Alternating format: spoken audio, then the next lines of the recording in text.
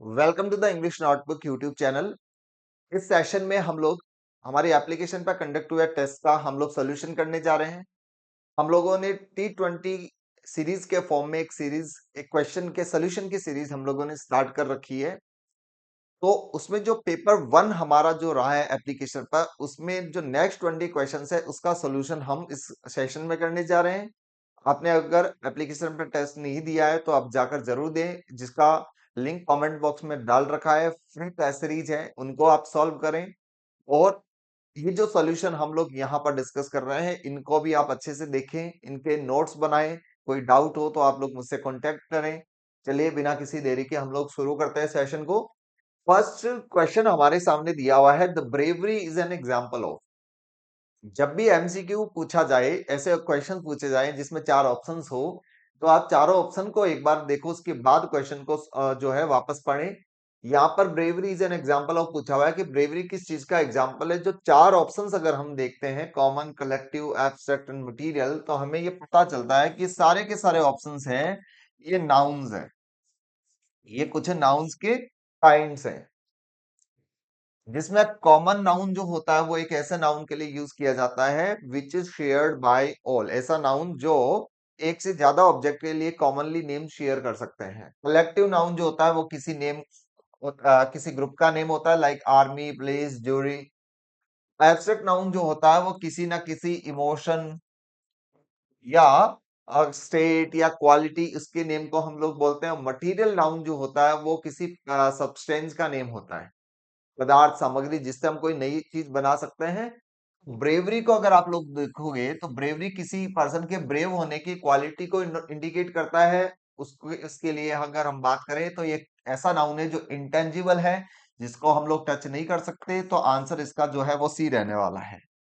एक बात ध्यान रखनी है कि जो एब्स्ट्रैक्ट नाउन होते हैं उनको इनटेंजिबल नाउन्स भी कह सकते हैं, ऐसे noun which we can not. तो bravery is an example of abstract noun. अब एब्स्ट्रैक्ट नाउन में और कौन कौन से नाउन्स आ सकते हैं आपको पता होने चाहिए, लाइक गुडनेस। एक गुडनेस जो वर्ड है ये भी एब्स्ट्रैक्ट नाउन का एग्जांपल है। बिजनेस वर्ड भी एब्स्ट्रैक्ट नाउन का एग्जांपल है। ऑनेस्टी, विजडम,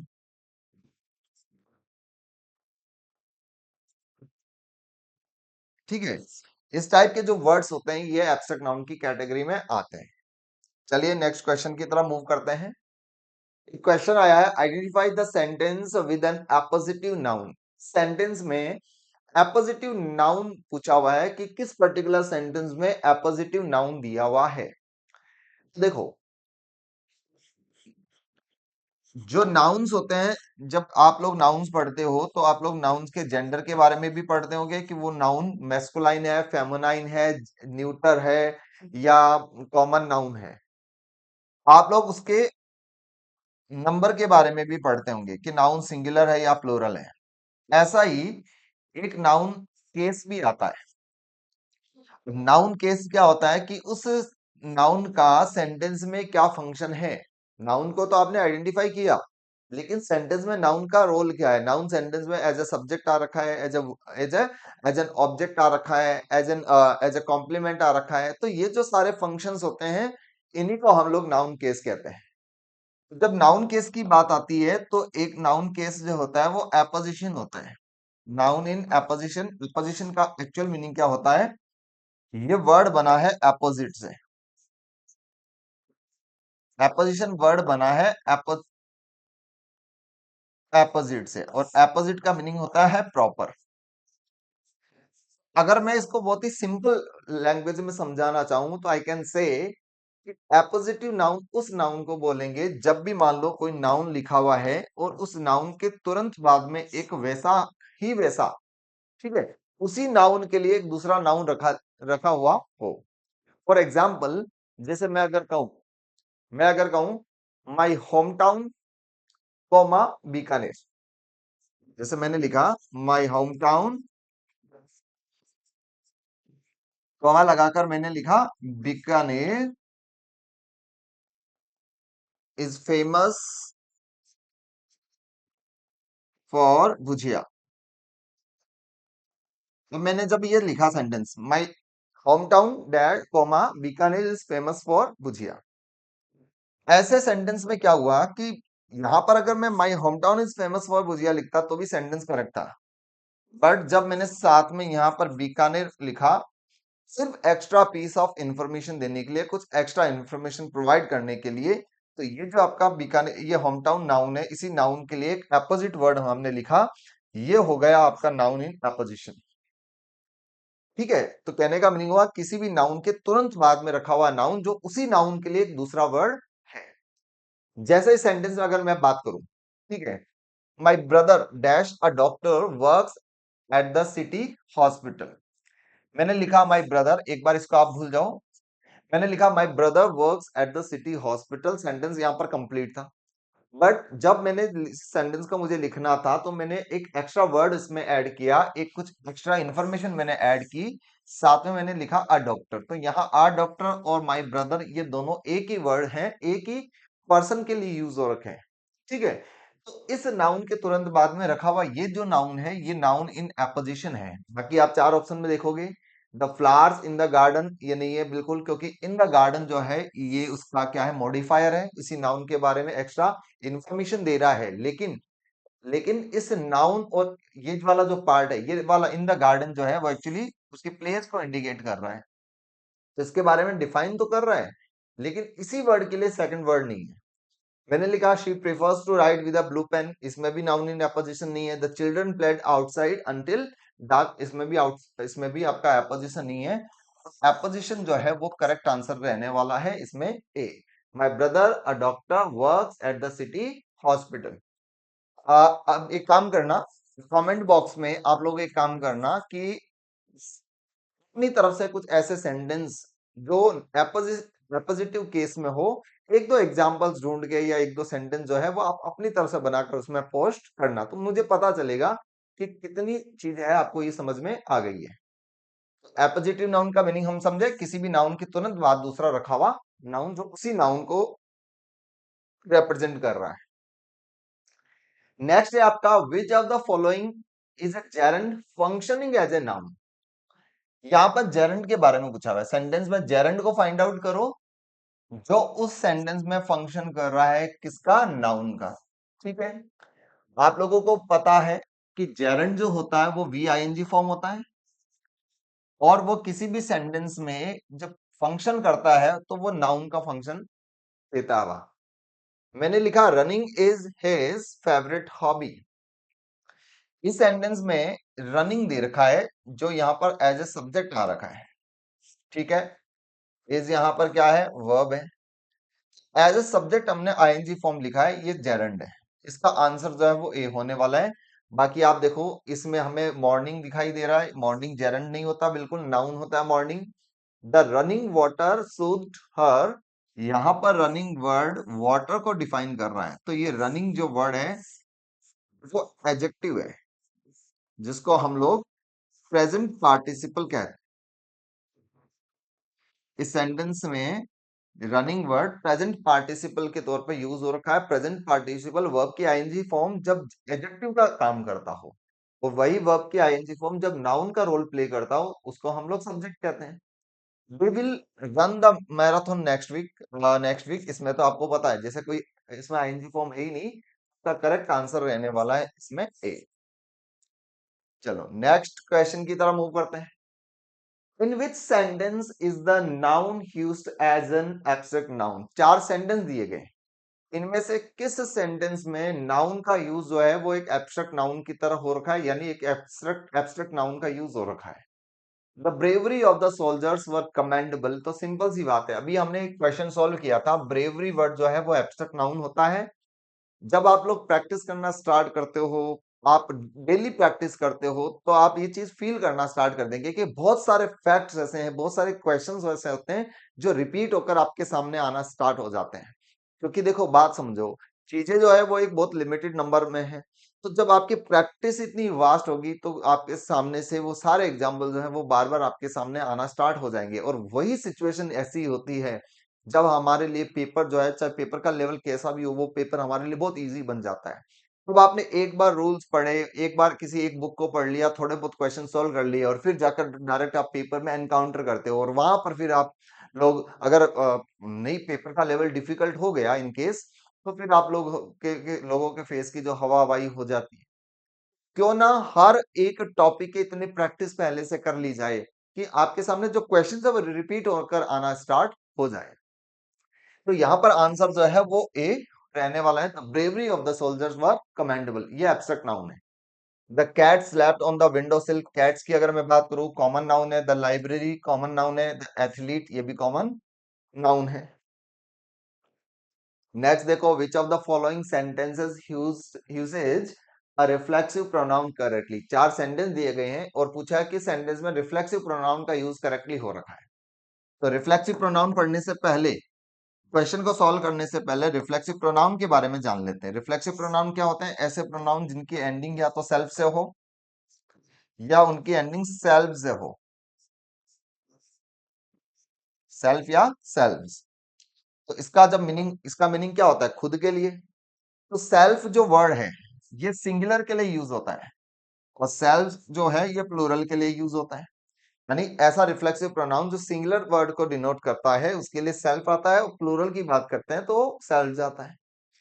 जैसे यू जो है इसका रिफ्लेक्सिव प्रोनाउन दो होते हैं, योरसेल्फ और योरसेल्व्स। अब जब यू जो है एक व्यक्ति के लिए यूज होता है तब योरसेल्फ आएगा, वही प्लूरल के लिए मल्टीपल पर्संस के लिए तो वो योरसेल्व्स आ गया। तो इसी तरीके से यहाँ पर दिया हुआ first sentence, he finished the project by himself, ही दिया हुआ है, ही के बाद इधर हिमसेल्फ दिया हुआ है। तो अगर मैं बात करूं मैच करूं तो ये दोनों आपस में मैच हो रहे हैं। ठीक है, ही का हिमसेल्फ होता है बिल्कुल। मैंने लिखा she finished the project by his self, his self जैसा कोई रिफ्लेक्सिव प्रोनाउन एग्जिस्ट नहीं करता। They finished the project by themselves, themselves भी कोई रिफ्लेक्सिव प्रोनाउन नहीं है क्योंकि देमसेल्फ नहीं, देमसेल्व्स अगर होता तो हम सोच सकते थे। और आवर सेल्फ भी नहीं होता क्योंकि ये भी क्या होता है? Ourselves. ठीक है, तो ये भी ऑप्शन नहीं हो सकता। करेक्ट आंसर हमारा रहने वाला है ए, ही का हिमसेल्फ। ठीक है, क्वेश्चन अच्छा था। ये भी काफी अच्छा क्वेश्चन है। Identify the sentence in which the pronoun agrees with its antecedent in number and gender. यहां पर पूछा हुआ है कि किस सेंटेंस में एक प्रोनाउन जो है agrees with antecedent and number in in number and gender. एक बार एक काम करते हैं, पहले एंटीसीडेंट के बारे में जान लेते हैं फिर समझते हैं कि क्वेश्चन क्या पूछ रहा है। ठीक है, अ,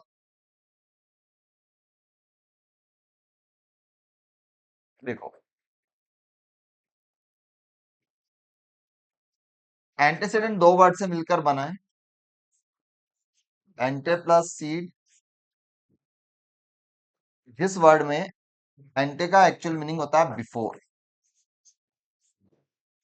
और सीड का मीनिंग होता है टू स्टेप, जो पहले चलता है। इट मींस एंटीसीडेंट उस वर्ड के लिए यूज किया जाता है, उस वर्ड को एंटीसीडेंट कहते हैं जो किसी दूसरे वर्ड से पहले आता है। कैसे?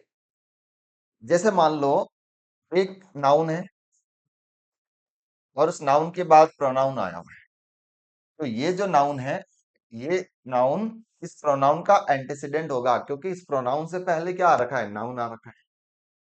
तो यही तो पूछा हुआ है कि identify the sentence in which the pronoun agrees is with its antecedent in number and gender. यानी कोई भी सेंटेंस में प्रोनाउन दिया हुआ है, उस प्रोनाउन से पहले आया हुआ वर्ड जो उसका एंटीसीडेंट है, उस एंटीसीडेंट से या उस वर्ड से नंबर और जेंडर के अकॉर्डिंग एग्री होना जरूरी है। और नंबर ऑफ पर्सन के अकॉर्डिंग कैसे? अगर एंटीसीडेंट की मैं बात कर रहा हूं, एंटीसीडेंट अगर कोई मैन है तो उसके लिए प्रोनाउन आगे कैसे आएगा? ही। एंटीसीडेंट अगर कोई गर्ल है तो उसके लिए प्रोनाउन कैसा आएगा? शी। एंटीसीडेंट में बात प्लूरल की हो रही है तो उसके लिए प्रोनाउन क्या आएगा? दे। ऐसा कुछ पूछा हुआ है।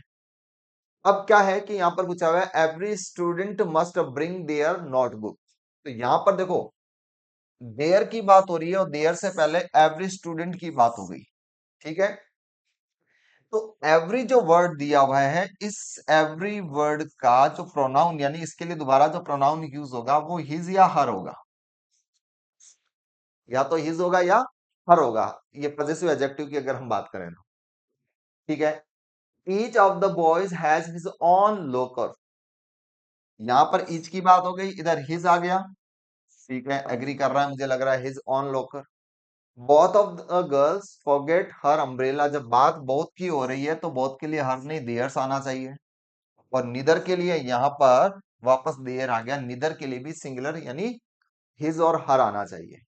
करेक्ट आंसर इसमें रहने वाला है B, each of the boys has his own locker. अगर हिज की जगह यहां पर देखो हर होता तो मान लो सेंटेंस ऐसा होता, each of the girls has her own locker, तब यहाँ पर हर भी सही हो सकता था, जो ईच से यहाँ पर एग्री कर रहा है। तो एवरी से यहाँ पर देयर एग्री नहीं कर रहा, बोथ से यहाँ पर हर एग्री नहीं कर रहा, और नीदर से यहाँ पर देयर एग्री नहीं कर रहा, सिर्फ और सिर्फ हिज जो है वो यहाँ पर ईच से एग्री कर रहा है। That's why the correct answer is B. Next पूछा हुआ है, choose the correct pronoun to fill in the blank, either of the candidates must present dash idea to the committee। अभी हमने देखा, जब बात ईच की हो, जब बात इधर की हो, जब बात नीदर या नाइदर की हो, जब बात एवरी की हो, ये जो वर्ड्स होते हैं इनके लिए जब पजेसिव एडजेक्टिव का यूज अगर हमें करना हो तो हम लोग सिंगुलर यानी हर या हिज का यूज करेंगे। ठीक है, कॉन्टेक्स्ट अगर क्लियर है तो हम लोग हिज या हर का यूज कर देंगे, अगर पता नहीं गर्ल या बॉय की बात हो रही है तो प्रायोरिटी हम हिज को देते हैं। यहाँ पर इधर ऑफ द कैंडिडेट्स की बात हुई है, इधर के अकॉर्डिंग यहाँ पर आना चाहिए, तो देयर हिज और हर, देयर्स और हर। अब देखो बात समझना इसमें, यहाँ पर देयर्स तो आ नहीं सकता, दोनों ऑप्शन होंगे, बचा हिज और हर, और यहाँ पर सिर्फ हर। अब मान लो ये भी ऑप्शन नहीं होता तो हम इस डी ऑप्शन को करेक्ट कर सकते थे, जबकि कैंडिडेट्स में तो मेल और फीमेल दोनों ही आते हैं, तो करेक्ट आंसर यहाँ पर बी रहने वाला है। ठीक है, हिज और हर आइडियाज टू द कमिटी। तो ये इधर जो है वो इस वर्ड के लिए एंटीसीडेंट का काम कर रहा है। ठीक है, नेक्स्ट का, in which sentence does the pronoun refer to the correct antecedent, वही जो क्वेश्चन अभी थोड़ी देर पहले आया था उसी टाइप का एक क्वेश्चन आ गया वापस। ठीक है, if the students want good grades he must study hard, भाई स्टूडेंट को अगर अच्छे ग्रेड चाहिए तो उनको अच्छी पढ़ाई करनी होगी। इफ द स्टूडेंट्स, यहाँ पर देखो स्टूडेंट्स दिया हुआ है प्लूरल है, और प्लूरल के लिए आपको पता है कि दे का यूज होता है, जबकि यहाँ पर हिज दिया हुआ है जो कि रॉन्ग है, यहाँ पर दे आना चाहिए, तो ऑप्शन ए तो हो ही नहीं सकता, गलत है, काटो भैया इसको। ऑप्शन बी नहीं हो सकता, देखते हैं, the committee members discussed their plans for the event, committee members की बात हुई है। ठीक है, जब कमिटी मेंबर्स देख रहे हैं, ये प्लूरल है, और प्लूरल के लिए अगर हम देखें आगे देयर दे रखा है तो बिल्कुल जो है बी आंसर हो सकता है, लेकिन एक बार हम चेक कर लेते हैं आगे। वो इधर जॉन और his friends will bring their camera, इधर की बात हो गई, आइदर की बात हो गई, देयर बिल्कुल नहीं आ सकता, रॉन्ग है, सी भी ऑप्शन नहीं हो सकता। बोथ आ गया तो यहाँ पर वापस शी आ गया, बोथ के लिए शी नहीं आ सकता, दे आ सकता, प्लूरल है, ये भी नहीं हो सकता, आंसर भी है, क्योंकि कमिटी मेंबर्स, मेंबर्स यहाँ पर प्लूरल है, तो प्लूरल के लिए देयर करेक्ट है, सिंगुलर के लिए हिज और हर, प्लूरल के लिए दे या देयर, तो इसका आंसर रहने वाला है बी। अब एक क्वेश्चन में नई सीरीज आपकी स्टार्ट हो रही है, यहाँ पर नाउन केस के बारे में पूछा हुआ है। ठीक है, काफी अच्छे क्वेश्चंस है, बहुत कुछ आपको सीखने को इसमें से मिलेगा। What is the case of the noun dog in the sentence, इस सेंटेंस में डॉग वर्ड जो दिया हुआ है उसका केस पूछा हुआ है। अब केस क्या होते हैं, जैसे अगर कोई वर्ड अगर सब्जेक्ट में यूज हो रखा है तो वो सब्जेक्टिव या नॉमिनेटिव केस है, जैसे जब पोजेशन की बात करते हैं तो उसको पजेसिव केस कहते हैं, तो ऐसे नाउन के कुछ केसेस होते हैं। तो एक काम करते हैं, हम एक बार सारे केसेस के बारे में थोड़ा सा डिस्कस कर लेते हैं ब्रीफली। जब कोई भी नाउन, समझना इस बात को, जब किसी भी नाउन का यूज अगर सब्जेक्ट में है तो हम लोग उसको नॉमिनेटिव केस कहते हैं। इसको लिख लेना, नोट्स बना लेना भैया। इसको क्या कहते हैं? Nominative case. जब सब्जेक्ट में नाउन आ रहा है, यहाँ पर शी गेव, अगर शी की जगह सब्जेक्ट की जगह यहाँ पर शी की जगह नाउन होता तो वो नॉमिनेटिव केस होता। इसके बाद आता है एक्यूजेटिव केस। एक्यूजेटिव केस कब होता है? जब नाउन ऑब्जेक्ट में आ रहा है। ऑब्जेक्ट में आने वाले नाउन को एक्यूजेटिव केस कहते हैं। उसके बाद अगर नाउन मान लो इनडायरेक्ट ऑब्जेक्ट में दे रखा है तो उसको हम लोग डेटिव कहते हैं। Indirect object, indirect object. अब ये सारी चीजें ऑनलाइन कोर्स में आपको पढ़ाई गई है, ठीक है। जिन बच्चों ने ऑनलाइन कोर्स ले रखा है एप्लीकेशन पर, उनको ये सारे डायरेक्ट ऑब्जेक्ट को कैसे आइडेंटिफाई करते हैं, नॉमिनेटिव केस को कैसे आइडेंटिफाई करते हैं, सब पढ़ा रखा है। इनडायरेक्ट ऑब्जेक्ट जो होता है उसको हम लोग डेटिव केस में कहते हैं। इसके बाद एक आता है जेनिटिव। जेनिटिव होता है जब बात पोजीशन की हो, जब आप किसी पर ऑनरशिप दिखा रहे हो, पोजीशन दिखा रहे हो, ठीक है, अपोस्ट्रोफी एस वाला केस, उसको हम लोग जेनिटिव केस कहते हैं। और एक आता है फिर एपोजिटिव केस। एपोजिटिव केस क्या होता है? अभी हमने क्वेश्चन भी सॉल्व किया था। एपोजिटिव केस होता है जब किसी नाउन के तुरंत बाद रखा हुआ एक नाउन जो उसी नाउन के लिए अदर वर्ड हो। और लास्ट जो बनता है वो है वोकेटिव केस। वोकेटिव जो एड्रेस करने के लिए आता है, ठीक है। जैसे मैं अगर किसी को एड्रेस करूं, किसी को संबोधित करूं, लाइक मैं कहूं राहुल कम हियर, तो राहुल वर्ड जो है वो वोकेटिव केस में है। तो यहां देखो, she gave the dog, dog का पूछा हुआ है, she gave the dog a treat. तो यहाँ पर शी देखो, शी आपका सब्जेक्ट है, गेव वर्ब है, द डॉग यहाँ पर इनडायरेक्ट ऑब्जेक्ट है, और अ ट्रीट जो है वो डायरेक्ट ऑब्जेक्ट है, ठीक है। तो यहाँ पर हमारी बात हो चुकी है कि इनडायरेक्ट ऑब्जेक्ट का जो केस होता है, इनडायरेक्ट ऑब्जेक्ट का केस डेटिव होता है। तो यहाँ पर देखो डेटिव तो ऑप्शन में है ही नहीं, लेकिन इन्हीं को हम लोग सब्जेक्टिव ऑब्जेक्टिव केस इनके नाम से भी हम लोग जानते हैं जो कोलोquial लैंग्वेज में है। तो द डॉग को हम लोग क्या बोल सकते हैं? देखो ऑब्जेक्टिव केस, नॉमिनेटिव केस तो सब्जेक्ट में होता है, ये लो। पजेसिव केस पजेशन के लिए आता है, वोकेटिव केस एड्रेस के लिए आता है। यहाँ पर इसका आंसर भी रहने वाला है। और इन केस अगर ऑब्जेक्टिव केस की जगह इसके प्लेस पर अगर हम डेटिव केस लिखते तो भी आंसर करेक्ट हो सकता था। तो ऑब्जेक्टिव केस और डेटिव केस एक ही है, क्योंकि डॉग को यहाँ पर इस सेंटेंस में हमने एज एन ऑब्जेक्ट यूज कर रखा है, ठीक है। तो ये मैंने क्यों बताया? क्योंकि आगे अभी ऐसे कई सारे क्वेश्चन जो है वो इस पर बनने वाले हैं। तो आपको ध्यान रखना है कि ये जो सारे के सारे वर्ड्स, इनको अगर टेक्निकल लैंग्वेज में कहें तो नॉमिनेटिव केस, एक्विजिटिव केस ऐसे भी हम लोग जानते हैं, और सिंपल सी लैंग्वेज में कहें तो सब्जेक्टिव केस, ऑब्जेक्टिव केस के नाम से भी जानते हैं। तो ये समझ में आ गया आई थिंक, ये ऑब्जेक्ट में है इसलिए। ओके, फिर पूछा identify the case of the noun John in the sentence. John word कहां है भैया सेंटेंस में? ये रहा, इसका केस पूछा हुआ है। आगे का can you help me with this problem.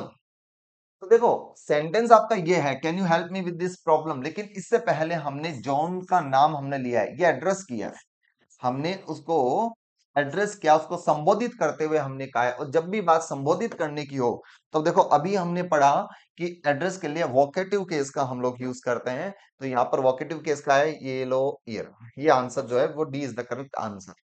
Vocative case जो एड्रेस करने के लिए, संबोधित करने के लिए काम में आता है।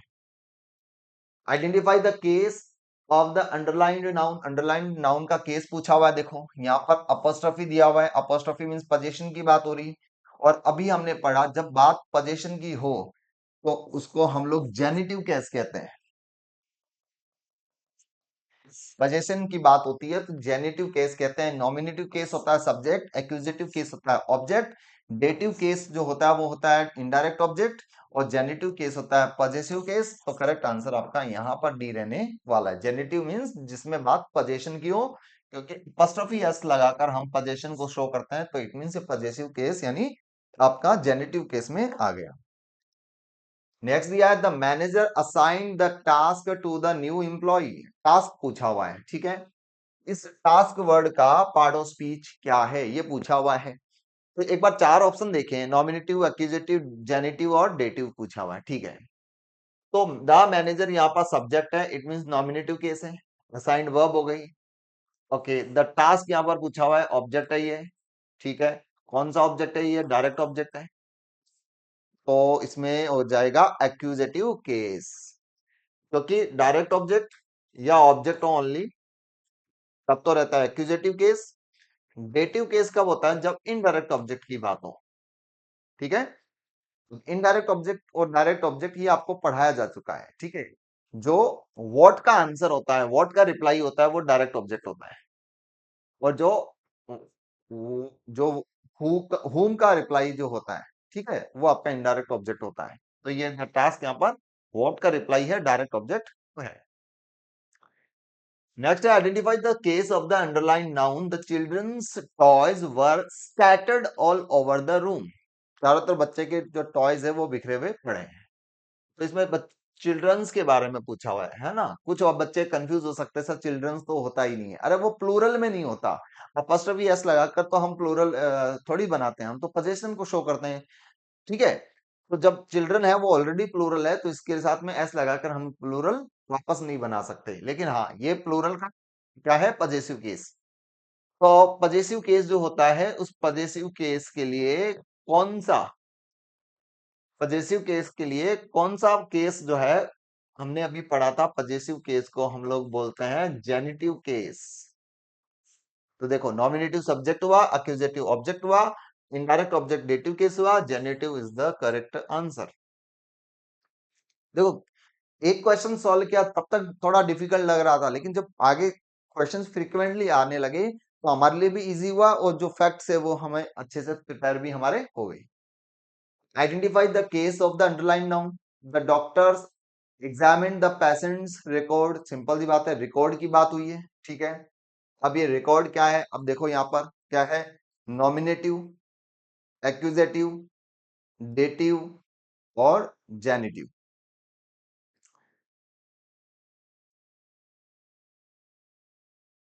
The doctor examine what, the patients record. देखो, बहुत ही सिंपल सा क्वेश्चन है। द डॉक्टर सब्जेक्ट है, एग्जामिन वर्ब है, ओके। एग्जामिन के बाद में examine what, the patients record, ये पूरा का पूरा एलिमेंट है, ये ऑब्जेक्ट है, ठीक है। इसमें ये पोजीशन है, पेशेंट जो है वो पजेसिव केस में है। तो अगर मैं पूछता कि पेशेंट का पार्ट ऑफ स्पीच केस बताओ, पेशेंट जो वर्ड है इसका केस बताओ, तब तो आप जेनिटिव बताते हैं। बट बात यहाँ पर रिकॉर्ड की पूछी गई है, इसमें रिकॉर्ड्स के बारे में पूछा गया है, जो सेंटेंस में ऑब्जेक्ट का कार्य कर रहा है, और ऑब्जेक्ट जो होता है वो क्या होता है, एक्यूजेटिव। तो ये एक्यूजेटिव कहाँ गया, बी आंसर। कंफ्यूज मत होना, जिसके साथ अपॉस्ट्रोफी जुड़ा हुआ है वो पजेसिव केस में है, वो जेनिटिव केस में है, लेकिन इसमें बात रिकॉर्ड की हो रही है। रिकॉर्ड इस सेंटेंस का ऑब्जेक्ट है, और ऑब्जेक्ट जो होता है वो एक्यूजेटिव केस होता है। ऐसे क्वेश्चन ध्यान रखना, थोड़ी सी भी केयरलेसनेस की वजह से गलत हो सकते हैं, ठीक है। Choose the correct collective noun to complete the sentence, a dash of fish swam past the coral reef। चार ऑप्शन दिए गए हैं, और इसमें कलेक्टिव नाउन को फिल करके सेंटेंस को कंप्लीट करने की बात हुई है। आपको पता होना चाहिए कि कलेक्टिव नाउन, यहाँ पर फिश का कलेक्टिव नाउन क्या होता है, फ्लॉक, स्कूल, हर्ड और कॉलोनी। स्कूल, ध्यान रखना, अ स्कूल ऑफ फिश और अ shoal ऑफ फिश, ये दोनों के दोनों करेक्ट हैं, ठीक है। तो यहाँ पर देखो, कॉलोनी जैसे जो वर्ड है, आंट्स के ग्रुप के लिए कॉलोनी वर्ड यूज करते हैं, अ कॉलोनी ऑफ आंट्स, चींटियां। हर्ड जो होते हैं वो आपको होता है कैटल के लिए यूज करते हैं। स्कूल आपका आ गया फिश के लिए, और फ्लॉक जो होता है, जो छोटे एनिमल, फ्लॉक ऑफ लाइक जो भेड़ बकरियां जो होती है, उनके लिए हम लोग यूज करते हैं। तो यहाँ पर school of fish is the correct answer. Select the appropriate collective noun for the group of animals mention, okay. यहाँ पर लायंस के कलेक्टिव नाउन की बात हुई है, तो लायन का कलेक्टिव नाउन क्या होता है? Pride. Pride of Lions, pride of Lions. एक वर्ड आया हुआ पैक। पैक वर्ड भी आपको पता होना चाहिए। Wolves, pack of scoundrels. जितने भी जो नेगेटिव जो अप्रोच वाले चाहे एनिमल्स हो चाहे पर्सन्स हो, उन सब के लिए पैक वर्ड यूज कर सकते हैं, ठीक है। तो स्कॉन्ड्रल्स लाइक बेईमान लोग होते हैं, उनके लिए भी पैक आता है। विकेड जो पर्सन होते हैं उनके लिए भी पैक आता है। वुल्व्स जो वर्ड है उनके लिए भी पैक आता है। लॉयंस के लिए ग्रुप के लिए, लॉयंस के ग्रुप के लिए प्राइड वर्ड आता है, ठीक है। Pride of lions rested under the tree. तो प्राइड का मीनिंग गर्व, जो घमंड होता है वो तो होता ही है, लेकिन प्राइड का मीनिंग ग्रुप भी होता है, ध्यान रखना है। वैसे ही यहाँ पर पूछा हुआ है कि choose the correct collective noun to complete the sentence, the dash of geese flew in a V formation. यहाँ पर गीज क्या होता है? एक वर्ड होता है गूज, बतख, इसका प्लूरल होता है गीज, ठीक है।